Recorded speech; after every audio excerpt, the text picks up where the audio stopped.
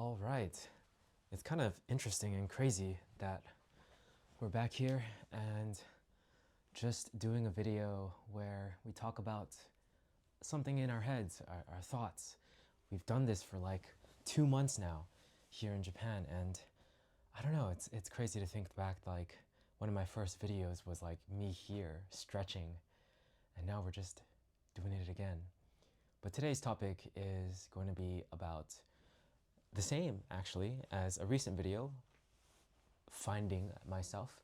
And I'm going to actually apply it a bit more generally, because when I guess like check out the video that I talked about it for a bit more context, but basically the summary is my friend talked about how they're going back to their home country and they're going to find themselves and stuff, and I asked, oh, what does that mean to you?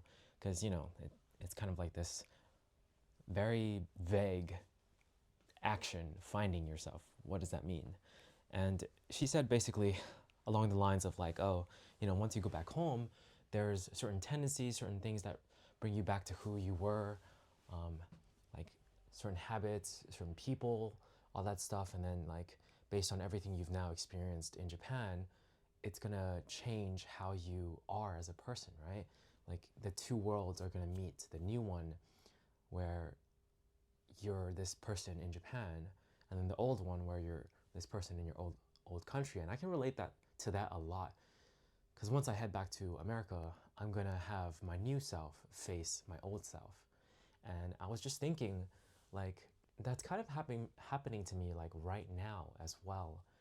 The more I'm here in Kyoto, it's like the Kyoto version of me versus the Tokyo version of me, and they're sort of like meeting, and I'm starting to have these feelings that are strange. It's like, I really like it here in Kyoto, but I still also really like the version of me in Tokyo. So I'm doing this whole like comparison thing, trying to pick the best out of who I am in both worlds and sort of use that and forge a new me, the me that I want to find, I guess. Also, I have nothing against like people who say they want to find themselves. I just think it's very vague when people say that. But that's what we're going to do in this video. We're going to do a little bit of soul searching and finding ourselves and forging a new version of me, at least the ideal version, that I want to strive and live my life as, right? I kind of have to work at it and negate certain tendencies. Of course, I'm going back to Tokyo like tonight, so I don't have to worry about like the Kyoto version of me too much, but I still think it's a good idea to do some analysis and process my like all the thoughts and emotions I have. And I thought I might as well just do it on camera. So the version of me here, few things come to mind that I feel again that is different from when I'm in Tokyo. Also, I'm going to stretch. I feel like this is like a good stretching spot. This is like one thing that's different about Kyoto is like I feel like I stretch more here because I just like, I guess I just started doing it in this spot with the camera the moment I got here. So I was like, it feels right to do. But in Tokyo, I never established that anywhere, so I don't really stretch there. So that's a big thing. It's like when you enter a new space, like defining certain spaces or certain actions in certain spaces is a good first thing to do. So yeah, that's another thing. But I was gonna say, like, I actually do feel kind of lonelier here, in this space. I mean, I I feel like overall I have closer friends in Kyoto just because of the amount of time I spent with them and the the things we've done and memories that we have. But in Tokyo, like I feel like less alone in the sense that I'm in a share house and I get to just interact with people by just going into the living space. And it's much easier to interact with people in that way. And of course, I'm new to the city and the people there, so I'm not like as close with anyone, but it takes time for that, of course. And it's also just a choice of living style. It's like living in a space where other people are very accessible. And that's something I noticed last year in Kyoto as well when I was in a share house. It's not necessarily just like the city, but like the living space, right? So I much prefer being in a living space with other people around. I just think it's more fun that way, and I get caught up less in my own thoughts of being alone, I guess. Um, so yeah, it's kind of ironic how that works. It's like this space here, I feel comfortable in it, but and I like it a lot. But at the same time, I do feel more alone. Um, yeah, it's so interesting how that works.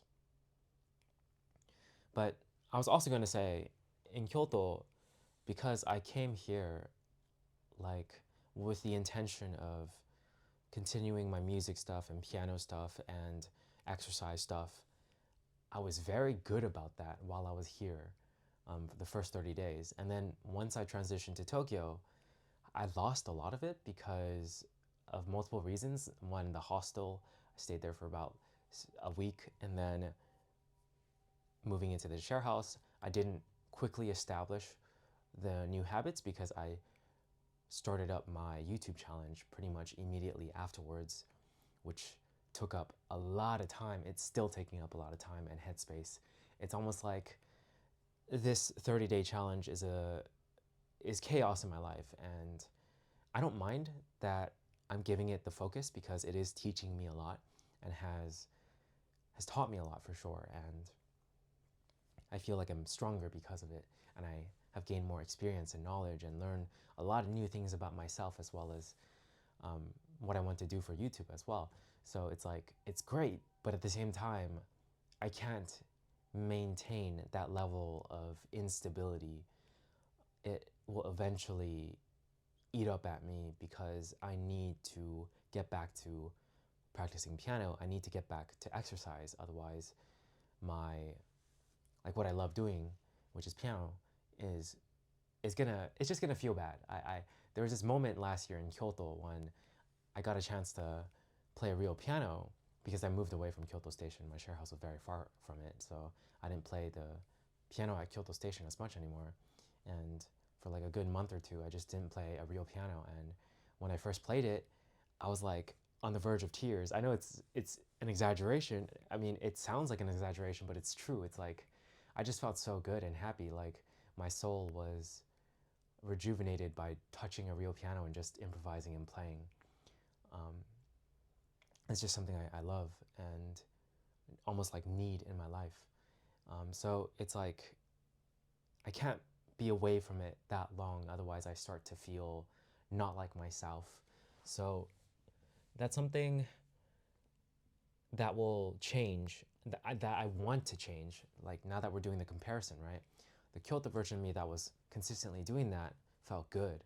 And then the Tokyo version of me, who was more so focused on the challenge of creating a video every day for the main channel, like he felt good in a different way, that he was challenged, but he also felt overwhelmed and also unstable, to the point where there needs to be like, well, I'm also him right now, so I'm like, I need stability again, and I also need to play the piano again. I need to exercise again, and I need those things back in my life.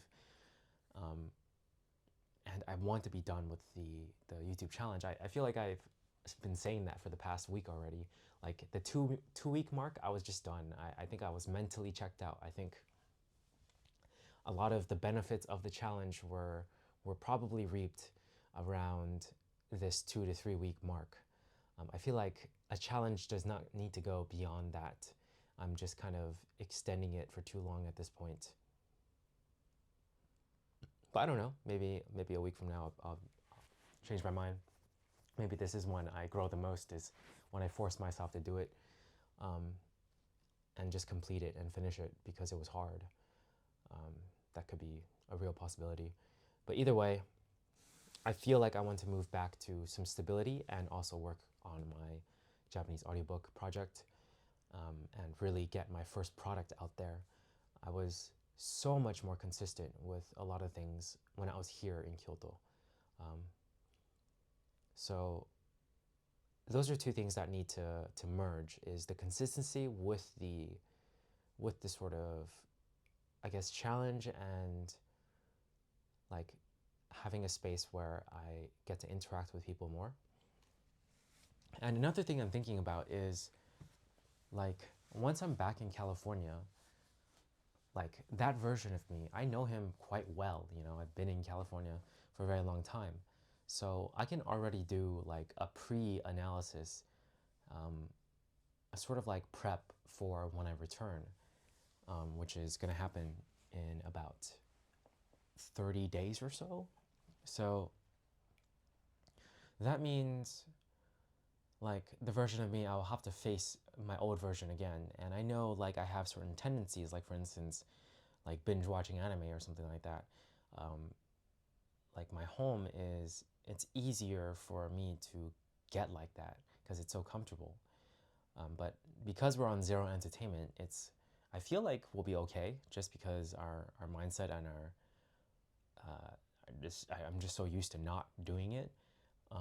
It's it's gonna be okay for that one. I think maybe the initial week or two, I'll have to be extra careful not to like accidentally do it. Maybe I think I'll be okay, honestly. But that's one thing to be ready for, at least to just mentally prepare myself. And then going out and meeting with people, it's easier to hang out with friends that are close by, but at the same time, like I want to also explore places. I feel like the version of me in Tokyo where I'm trying to actually go out and see nice places and film in nice places. I want to bring that to California, definitely. Like, I don't know why I didn't do that more in Kyoto either. It's so interesting how that works. Like, that's something I discovered on my challenge, my YouTube challenge. It's like I just really enjoy filming in nice places, like filming myself talking to the camera in nice places. It's like, I don't know why I didn't do that in Kyoto. Like, I just walked around and talked, yes, but like just setting up a shot and then talking with that shot and seeing it afterwards, it brings me so much joy. It's so interesting. It's I'm not entirely sure why. Like, I only am assuming that yes, I like seeing the beautiful thing, and then I like seeing myself in the beautiful thing, which is somewhat narcissistic, but at the same time, it's like a cool photo that you took of yourself in a great, nice location, right? Like, I really like having that, and it would be so cool to have my friends in those videos as well. Maybe like do more of the learning challenges like in nice places as well, if it's doable like that. So it's not always like indoors and everything. Yeah, I think it's gonna be fun once we get back to California. Um, like, we can try learning so many things, doing so many learning challenges with my friends. I feel like a lot of them are actually willing to participate in my videos. I just need to reach out and have the idea.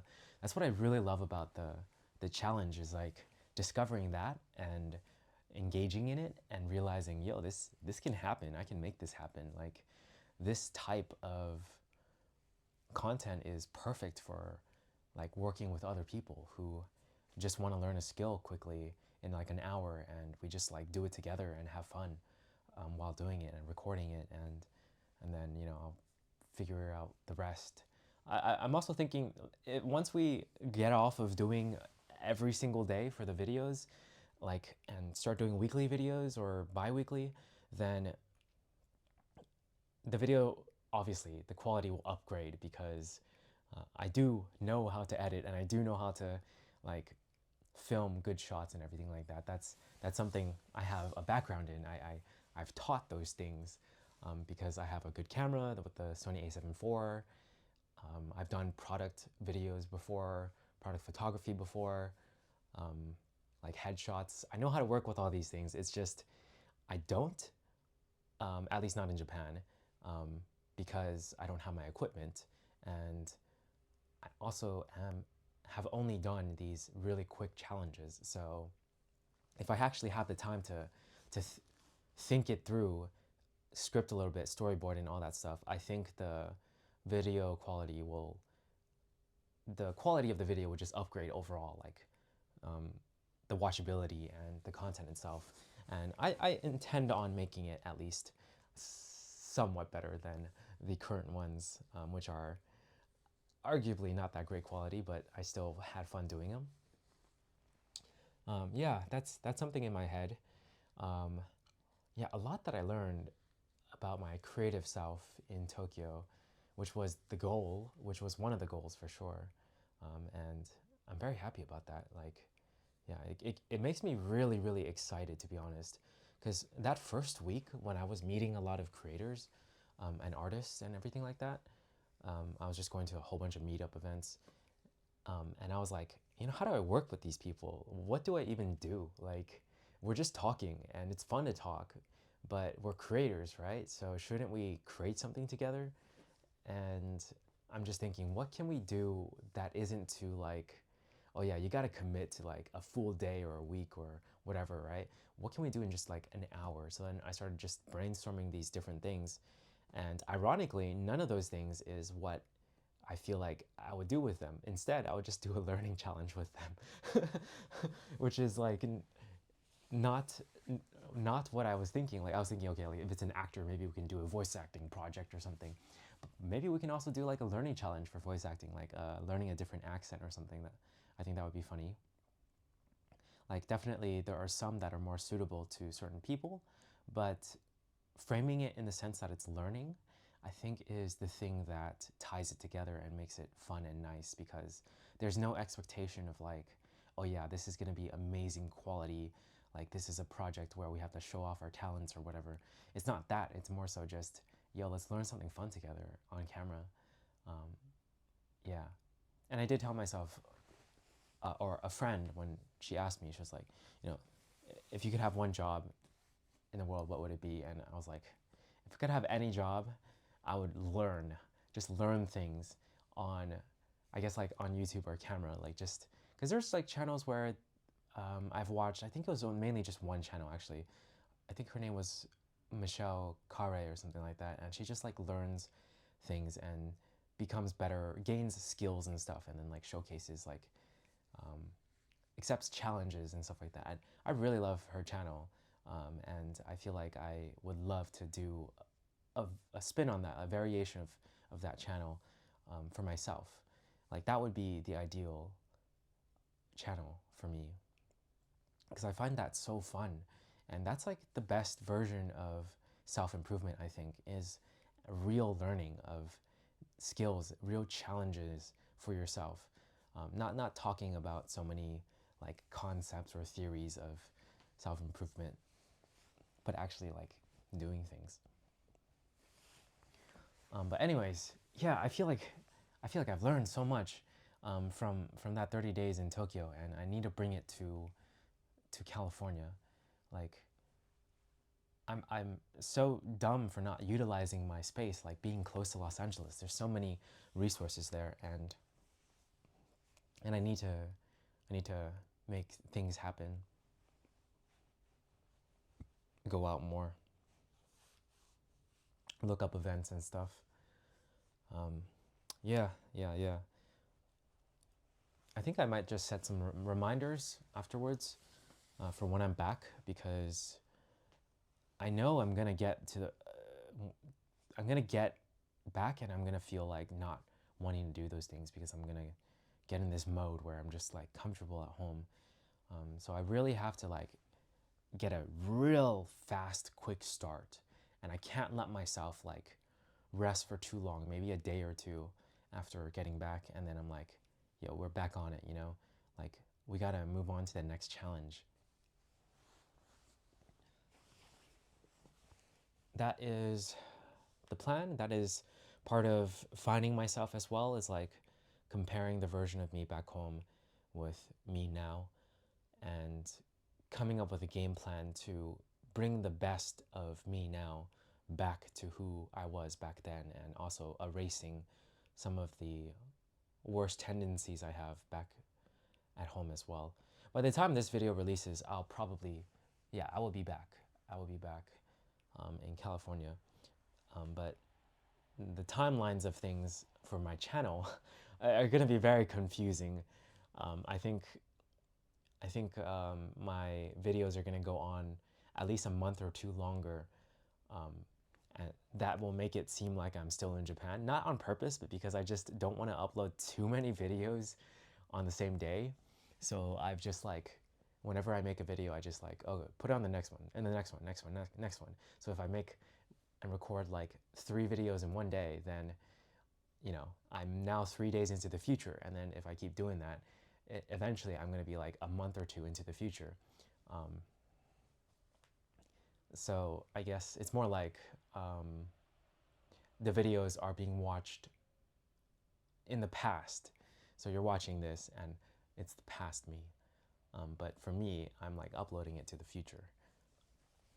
Yeah, I don't know how to deal with that. I don't know what the best solution for that is. I'd rather have things in real time, but I just don't want to upload like 30 videos in the same day. Yeah. Interesting problem to have. I really don't know a good solution to it. I've thought about it and I can't think of one. So other than just, you know, making videos that need to be posted immediately and then just like post it immediately and have it in the mix of like past videos as well. I don't know. But I think that's about it for this one, in terms of finding myself and figuring things out.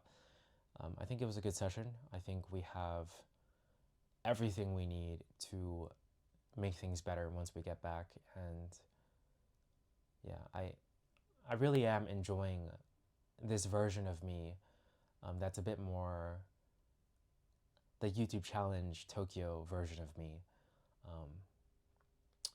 And I wanna bring it back to California. Like, as much as I love Japan and this place, I also enjoy being in California and America. It's like my home country. So I want to be able to perform and do my best there as well, and not just depend on like being in a different country to stimulate me.